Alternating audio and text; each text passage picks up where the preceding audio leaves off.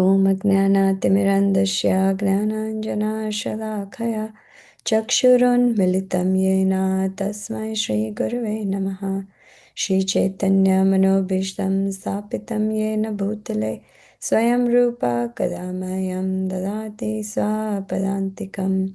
वन्देऽहं श्रीगुरो श्रीयुतापदकमलं श्रीगुरोन् वैष्णवांश्च श्रीरूपं साग्रजातं सहगना रघुनाथान्वितं तं सजीवं साद्वैतं सावधूतं परिजनसहितं कृष्णचैतन्यदेवं श्रीराधाकृष्णपादान् सहगना ललिता श्रीविशाखान्वितांश्च। हे कृष्ण करुणा सिन्धो दीनबन्धो जगत्पते गोपेशा गोपिका कान्ता राधा कान्ता नमोस्तुते। तप्त काञ्चना गौराङ्गी राधे वृन्दावनेश्वरी वृषभानुसुते देवी प्रणमामि हरिप्रिये। वाञ्छाकल्पतरुभ्यश्च कृपा सिन्धुभ्येव च पतितानां पावनेभ्यो वैष्णवेभ्यो नमो नमः। नमो विष्णुपादाय कृष्णप्रस्थाय भूतले श्रीमते भक्तिवेदान्ता स्वामिन्निति नामिने। नमस्ते सरस्वते देवे गौरवाणी प्रचारिणे निर्विशेष शून्यवादी पश्चात्यदेशतारिणे।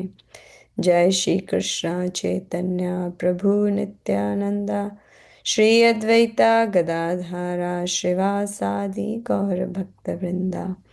हरे Krishna Krishna Krishna Hare Hare Hare Rama Ram Ram Hare Hare.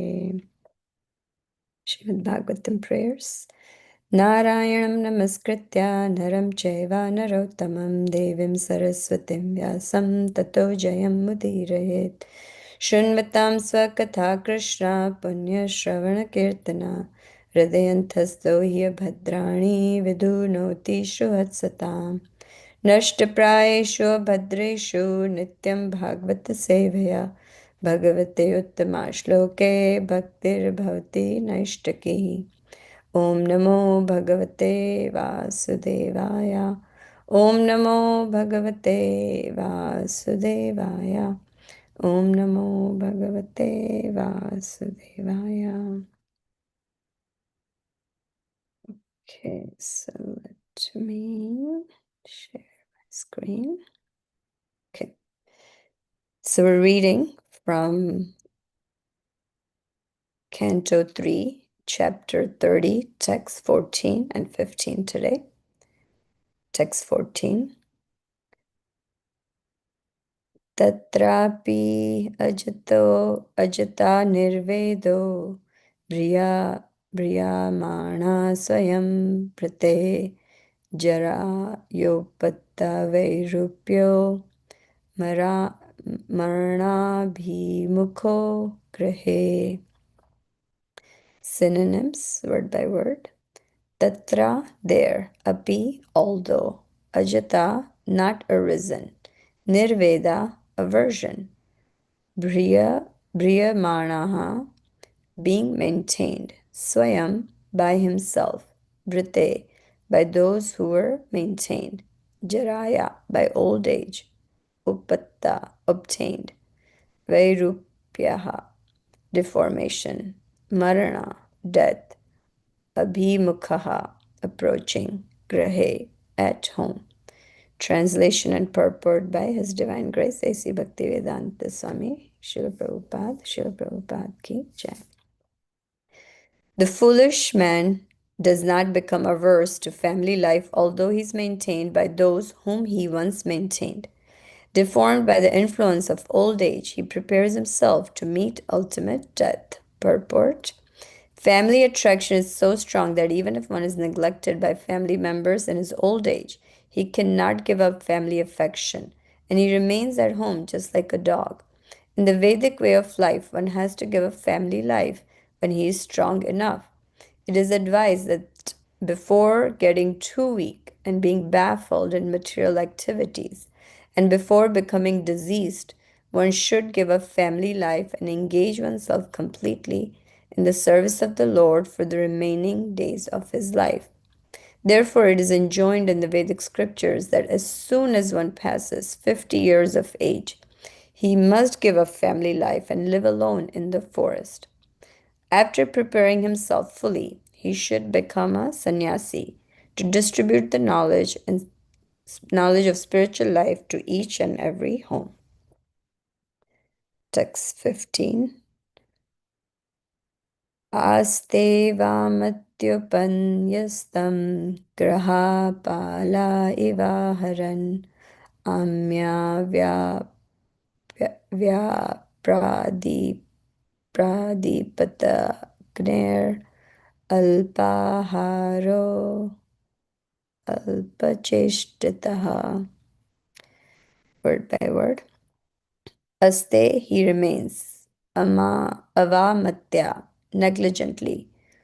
Upanyashtam, what is placed. Graha palaha, a dog. Iva, like. Aharan, eating. Ama yavi, diseased. Apra diptagnihi, having dyspepsia.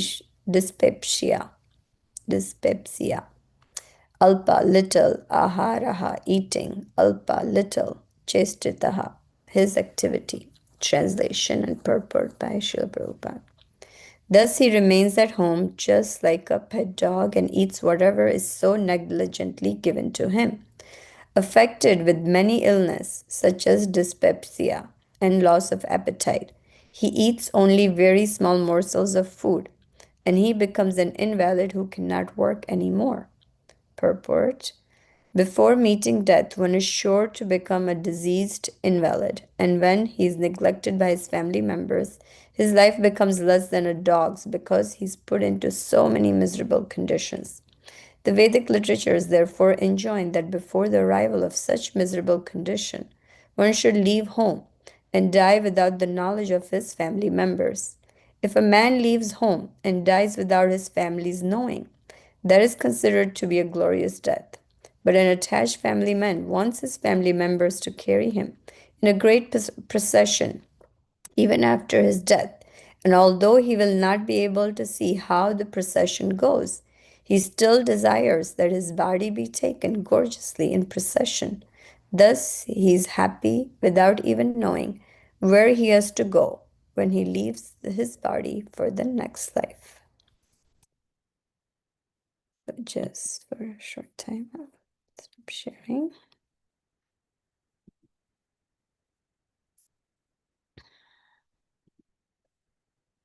So I seek all of your blessings and prayers that I've prepared something small that I may be able to. I always have this in my mind, I have like this flow that I want to present, but every time I start to speak, somehow things kind of evaporate and things don't go as well as I plan. But I seek your blessings and prayers that maybe today I will try again to summarize from this section.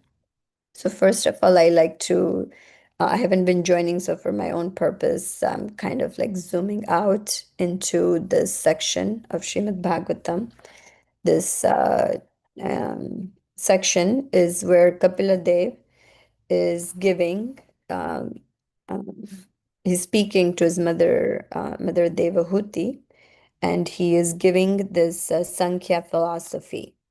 And this, he has spoken many things, but ultimately he highlights Bhakti Yoga as being the best process. So, what is this Sankhya philosophy? And why is it important for us, right? Like, why do we need to understand it? So basically, if we break down Sankhya philosophy basically means that to understand knowledge between matter and spirit, what is matter, what is spirit? But that only becomes theoretical, like when we know how things work, who we are, how things work. But the missing piece, or the real connection, is when we see who is the controller of both, who is the supreme, and how all of these things are connected to the supreme. And then that, once we have this knowledge, then that helps us to do devotion to the Supreme Lord. And then, Prabhupada often talks about there's this two types of Sankhya philosophy, where there's one is the atheistic Sankhya philosophy, which is also founded and propagated by the philosopher named Kapila. But in that, he only describes the matter and spirit. There is no acceptance of God. There is no, God is Ishvara, is not in the picture. But this philosophy that is taught by Lord Kapila in the Bhagavatam, it includes this missing piece, as I was saying, is this bhakti, this devotion. And it actually acknowledges the Supreme as a source of both matter and spirit, and explains how we can learn about this theory part, matter and spirit, and actually apply it. So the application part is this bhakti yoga that we are practicing. So now we have kind of, yeah, that's kind of like the overall picture. And now we will go a little bit deeper, or just specifically for this chapter, chapter 30, which is titled Adverse Fruitive Activities. Fruitive activities. So, just the title sounds like, really nice, but when we understand what is Lord Kapila trying to tell us, like what is really the message in this chapter, is, if we break down actually each word, we can see what the essence is for this chapter. So, fruitive activities, what does that mean, right? Like what it means that we have fruitive activities or fruitive mentality. So, fruitive, basically, fruitive has fruit in it. So, we want some fruit. Any activity we do, we want some phala, we want some, something in return, as a reward, as a compensation. And that's the karma kanda section of the Vedas, where it describes that you do something good, or you do some ritual, you do some fasting, and then you will gain wealth, or you'll get success, or you'll get a good husband. Just recently, and this is very common in I come from Gujarat, so they call this Dhanteras Puja, where they on the Diwali time, is on the Teras day, they do puja of Lakshmi, specifically, yeah, Lakshmi Devi. But their motive is, during this time, is not to come closer to Krishna or to worship the Lord, but we want to worship so we can gain wealth.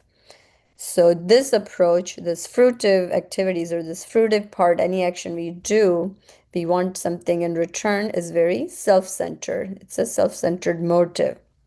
And even though it may look good, like, okay, I'm doing something good, it's pious because I'm following the Vedas, but still it's the self-centered part is like my personal gain, my personal motivation. God is really not in the picture. There is no service to God. So that's the fruitive activities part. And the second verse, or the first word, adverse, what does that mean? Adverse, as we know, is, has like a negative connotation, something that's negative. something that is not wanted, something, just opposite of what we want. So, what does this adverse mean in this chapter or in general when we hear this word adverse fruitive action? So, adverse basically having a negative effect. Negative effect on what? Negative effect on or spiritual progress. So when we have this fruitive mentality, it is actually harmful, spiritually harmful for us. And it, these fruitive activities, it binds us in this cycle of birth and death. For every action, there is a reaction. So we get this attachment, we stay stuck in the cycle of birth and death, and it delays, basically takes us further away from Krishna, just having this fruitive mentality. So, and even in Srimad Bhagavatam, it's mentioned this, I can't remember the exact words, but where it says, Shrama eva hi kevalam. So, any activities that materially we do, it's useless labor. It does not take us closer to Krishna, rather further away. So, our acharyas and Lord Chaitanya has given a process that any activity we can do, we can change it to devotional service. Prabhupada uses this word quite often, dovetailing our activities. We have to dovetail our activities. So if we're working, we're whatever we're getting from our work, any earnings we're having, we're not necessarily using it for our own personal enjoyment. Rather, we're using it in service for Krishna. We make an offering to Krishna. Same thing with the family life. We're all grahastas. And, rather than having or trying to control or, having our children or wife or husband as they need to do what makes me happy, rather than having that mentality or having that consciousness, rather, we can turn it into devotional activity, saying that these souls are entrusted, in under my care by Krishna. So let me serve them. Let me serve them with love. Let me see what is in their best interest. And when we serve our family members like that, that becomes devotion. For example, like charity when we give.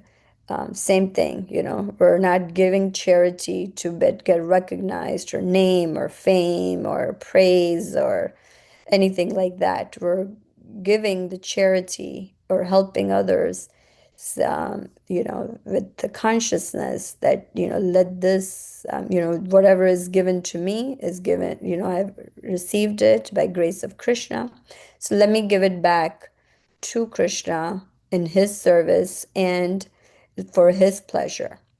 And there is nothing I want in return. So just kind of having or remembering that. And then, this classic example of this is conversation. Actually, when I was reading these two verses, like immediately I thought of conversation between Dhritarashtra and Vidura from Srimad Bhagavatam. So, I would like to read, actually, when we read it, we'll see Vidura is giving the same exact instruction to Dhritarashtra. So let me pull that up. So yeah, let me just read those. That's actually really, yeah, really nice. I think it's this one, yeah. Okay, so I think text, okay, so I'll read from text 17. So this is a conversation between Vidura and Dhritarashtra. He has come back after his pilgrimage and he sees the Dhritarashtra's condition. He's, compassionate towards his brother and he speaks to him, which sounds really, strong and harsh, but sometimes, we need that to jolt us. So I'll read from text 17.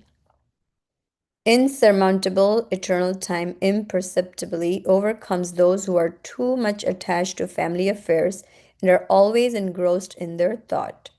Mahatma Vidura knew this, and therefore he addressed Dhritarashtra, saying, "My dear king, please get out of here immediately. Do not delay. Just see how fear has overtaken you. This frightful situation cannot be remediated by any person in this material world. My Lord, it is the Supreme Personality of Godhead as eternal time, Kala, that has approached us all. Whoever is under the influence of Supreme Kala, eternal time, must surrender his most dear life. And what to speak of other things, such as wealth, honor, children, land, and home? Your father, brother, well-wishers, and sons are all dead and passed away. You yourself have expended the major portion of your life. Your body is now overtaken by invalidity, and you are living in the home of another. You have been blind from your birth, and recently you have become hard of hearing. Your memory is shortened and your intelligence is disturbed. Your teeth are loose, your liver is defective, and you are coughing up mucus. Alas, how powerful are the hopes of a living being to continue his life. Verily, you are living just like a household dog and eating remnants of food given by Bhima. There is no need to live a degraded life and subsist on charity of those whom you tried to kill by arson and poisoning. You also insulted their married wife and usurped their kingdom and wealth. Despite your unwillingness to die and your desire to live even at the cost of honor and prestige, your miserly body will certainly dwindle and deteriorate like an old garment. He is called undisturbed who goes to an unknown, remote place and freed from all obligations, quits his material body when it has become useless.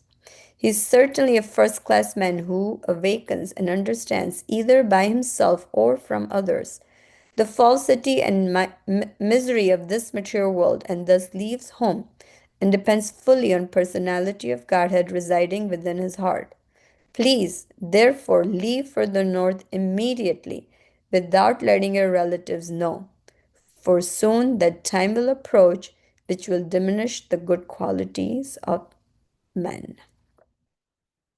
So, yeah, as we can see, this very much applicable to what we read today. So, just given the time, it's kind of like a takeaway from us, anytime we read Srimad Bhagavatam, we want to extract the essence, we want to extract the message that can be practically applied in our lives. So, a lot of emphasis is being put on when somebody gets old, when the death is near. What happens? Their body dwindles, they become invalid, they're, not being treated nicely in their family, and yet their attachment remains. One is not able to detach themselves. And then that definitely, brings about this. Because of this fruitive mentality. We're just wanting something. It's almost like a hope that, excuse me, all this time I have served my family, so now, let them serve me or let them take care of me. But this old age comes really fast. When we're young, this is when we have strength, we have independence, we're able to do many services. So before, we start to decline, before we start to dwindle, use our time wisely, turn towards the Lord. Here there, Prabhupada is mentioning that, as soon as one turns 50, and, I personally feel for myself, I'm getting, pretty close to 50 in a couple of years. So these messages are very applicable. So yeah, just the reflection for this is that these verses are telling us that while we have the strength, the whatever strength we have, physical, emotional, mental, then use that towards the spiritual growth before the body becomes weaker, and start preparing, remembering these instructions, taking them to heart, and just stay focused. Just Vyavasayatmaka buddhi, that one pointed attention towards our devotional service. So I will conclude, or I'll stop here for today. Just leave a couple minutes for any reflections or sharing or any addition if you'd like to add to today's discussion. It's only or three of us. Hare Krishna Mataji. Thank you so much for explaining the meaning of the title of the chapter and little more detailed. So I was just thinking about when I think in the purport, Prabhupada was talking about how a person dies without the knowledge of the family members is a glorious, right? Mm, mm, Generally, uh, I mean. In a what do you call so-called material world, people think that it has to be with in the association of family members, right? One should leave. It's like so much it's talking about, generally people will think that the other way, right? mm, Not mm, not a, mm, because mm, nobody was there to take care of him. But I think from that person's perspective who is leaving the body, if we see, it is actually a right thing from the spiritual perspective, right? Because nobody will be uh, that attachment will not be there. People will be kind of longing or to for the soul which is leaving the body wanted to stay in the world, right? It's like kind mm, of difficult situation, right? Because the body which is kind of um, uh, dying down, right? But the soul want to leave the body because it's not uh, good anymore. But the same thing with the family members also, right? Want to uh, have that, soul in that body. It's like what I was thinking, Mataji. It's kind of completely opposite, right, from mm, what the mm, normal people will think. That is one thing. Second thing I was thinking about, from the cultural perspective, it is the responsibility of the strong to take care of the weaker sections, or elderly people, right?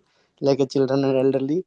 But it's not from that elderly person's perspective that expectation to have that taken care, right? Because yeah, I took care of when you are mm, thing. That is not appropriate, because that creates that attachment. It's not that Prabhupada is or Kapil Dev is telling not to do that, right? mm, For the people who are responsible to take care of those who are in need, right? mm, But then I think it is not the like for example, the example of Dhritarashtra, right? That is a mm, very, very, very good one, because from Pandava's perspective, it's okay. They will take care. But from mm, Dhritarashtra's perspective, whatever he did was so bad, right, to them. But he mm. was still staying with them and then trying to expect them to take care. So it's kind of not the right thing, right? I was just thinking what's in that perspective, because it's not that. Younger people should not be taking care of the older people or the who are in need, right? So, but it's not the other way. That's what I was thinking. Hope that Yeah, is right. So. yeah, yeah, yeah, Prabhu. Yeah, not having that expectation. Um, but it's really difficult, like you said, because we also hear that, as I was reading about this, I was also thinking, we also hear that, we want to leave in the association of devotees, you want people around you so they can remind you of Krishna. And that's like a really a way when one we all hope that we can leave this world like that. But having that family members, like exactly like you said, it can actually, when you have them, that attachment, those is very strong. This family attachment is very strong. It's not so easy to become detached. So yeah, who knows? It definitely made me think actually, like how I would like to leave my body. Mm.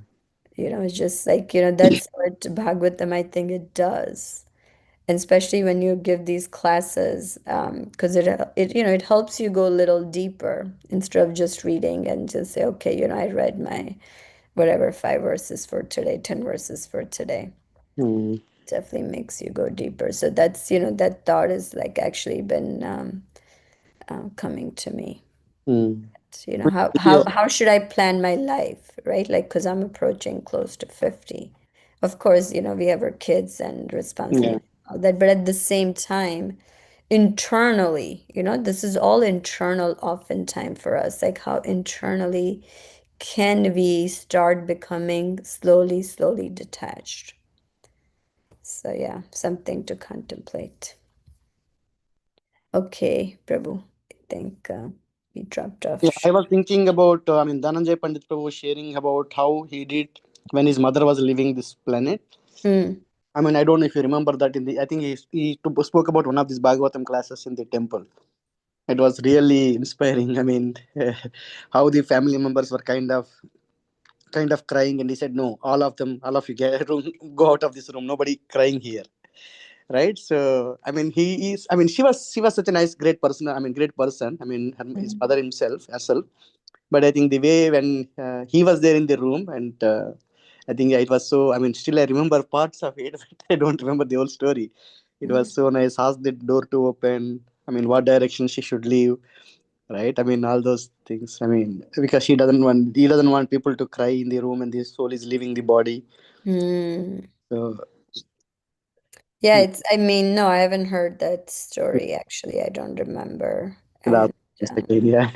he's very fortunate that he was there to, Yeah. make all that arrangements because, yeah, most of us, like won't even know what Yeah. to do.